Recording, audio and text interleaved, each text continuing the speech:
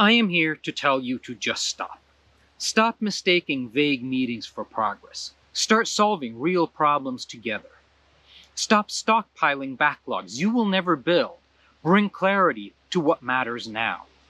Stop wasting time on guesswork estimations. Work in small pieces and see real progress.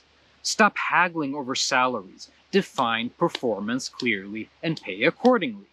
And stop on Fridays. Reset, refocus, and start fresh on Monday.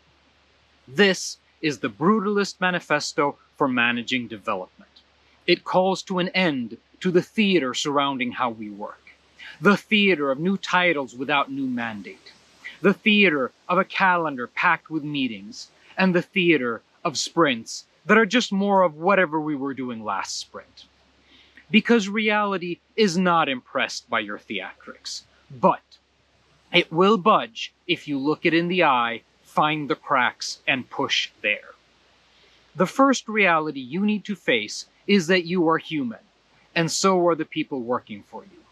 You see only a sliver of the reality you are trying to change, and you can never share more than a fraction of the vision you hold. Gather a diverse team around you, though, and together you will see a clear enough picture. Build enough trust among yourselves, and you will be able to stay aligned and drive your change.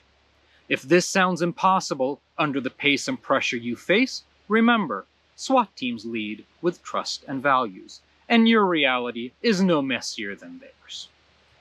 Stop pretending you see the whole picture. Stop pretending control is something you can hold on to tight. Start to build a team with a shared goal, a team you trust to make independent decisions as they happen, and who will share their honest observations with you. Sounds scary? I was scared too, until I did it and it worked. Like and subscribe for the rest of the series where I break down each point to actionable steps. Less theater, more progress.